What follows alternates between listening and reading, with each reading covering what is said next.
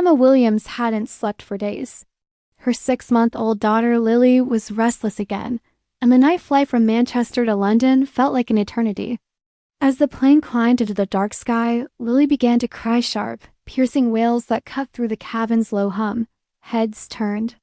A woman just a few rows ahead rolled her eyes, her disapproval a silent sting. A businessman in a crisp suit sighed loudly, a sound that felt like a personal judgment. Emma's cheeks burned with shame.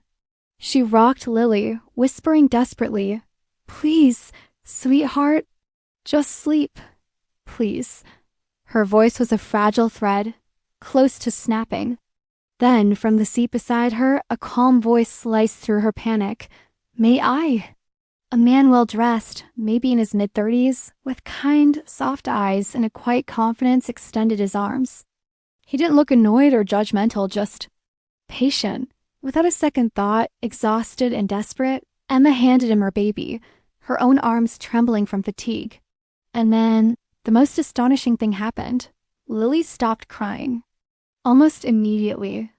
The man gently rocked her, humming a tune she didn't recognize, a soft, melodic Korean lullaby. The sound was barely audible, but it worked like magic. Within minutes, Lily was fast asleep on his shoulder, her tiny body relaxed and peaceful. Emma let out a breath she didn't even realize she'd been holding. It felt like the first full breath she'd taken in weeks. "You're good with babies," she whispered, her voice thick with gratitude and awe. He offered a faint, gentle smile. "I had to be. My mom raised 3 of us on her own." There was something in the warmth of his voice, in the genuine calm in his eyes, that made a tight knot of anxiety inside her finally loosen. For the first time in months, she felt safe enough to close her eyes. And without meaning to, she fell asleep, her head resting lightly against the stranger's arm, a silent surrender to exhaustion and kindness. When Emma's eyes fluttered open, the cabin lights were dim. The familiar jolt of the plane touching down told her they were landing in London. She looked down and saw Lily, still sound asleep, nestled safely in her own arms. But the man? He was gone. In his place, resting neatly on the empty tray table, was a single business card. The name on it made her heart stop. Daniel Hahn? CEO Hahn Foundation, London? Emma froze, her stomach dropping. The kind stranger who had soothed her child, the man she had leaned on like a pillar in the dark, was one of the most powerful and well-known CEOs in the country. Her eyes widened in disbelief. A wave of embarrassment washed over her. She felt foolish, exposed, and incredibly small. How could she have fallen asleep on Daniel Hahn? Days turned into a week, then 2. Emma settled back into her small flat in Croydon, where the walls felt thin and the nights grew colder. She tried to push the memory of that flight away, to file it under bizarre, once-in-a-lifetime encounters. But it haunted her. The memory of his kindness, the sound of his lullaby, the unexpected peace she felt. It was a stark contrast to her current reality of struggling to make ends meet and battling the overwhelming loneliness of being a new single mother. Then, one morning, her sister Sophie called, her voice buzzing with an energy that was impossible to ignore. "Emma, you are not going to believe this," Sophie said, practically shouting into the phone. "I saw that man you met on the plane, Daniel Hahn, the CEO." Emma's breath caught in her throat. "What? How?" Sophie explained, "I work part-time at his foundation, remember? I was just helping set up for an event, and he was there. I mentioned you, and he remembered you." Emma's heart started pounding. "He did." Sophie's voice softened. "Yes. He said he'd never met someone so brave falling asleep mid-flight with a crying baby in her arms." Maya let out a nervous, self-deprecating laugh. "Brave?" "Sophie, I was completely falling apart." But her sister's next words struck a chord deep inside her. "Maybe that's what he meant," Sophie said gently. "You kept going anyway. That's what bravery is, isn't it?" A few weeks later, an elegant, cream-colored envelope arrived at Emma's door. It was heavy, the kind of paper that signaled importance. Her name was written in beautiful, flowing handwriting. Her hands trembled slightly as she opened it. It was a letter from him.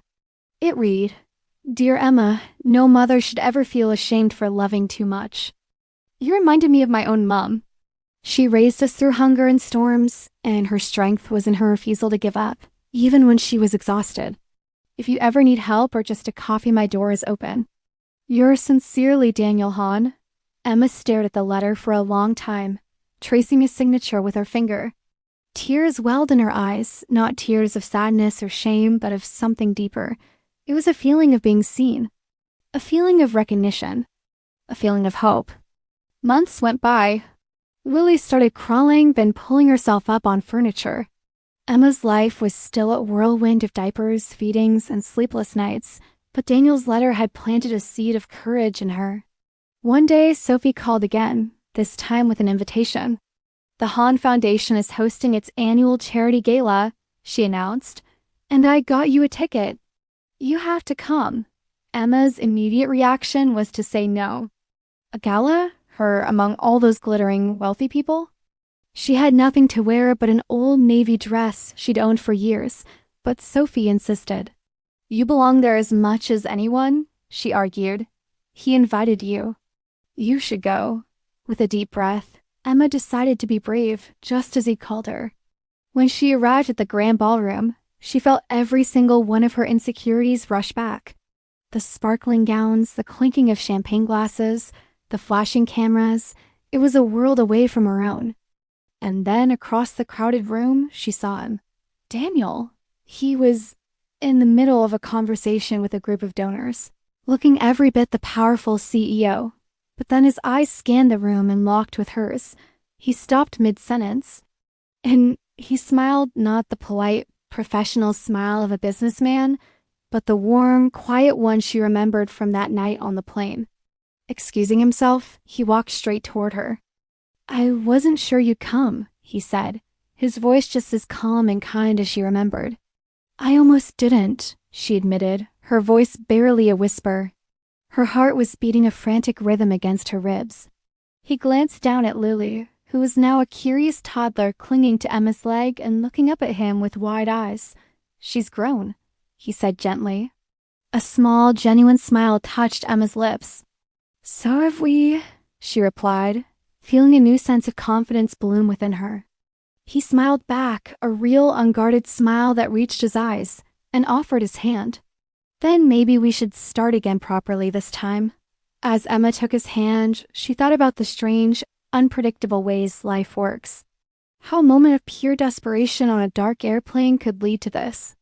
How simple kindness from a stranger can find you when you least expect it, and change the course of everything. A tired mother, a crying baby, and a kind man on a flight.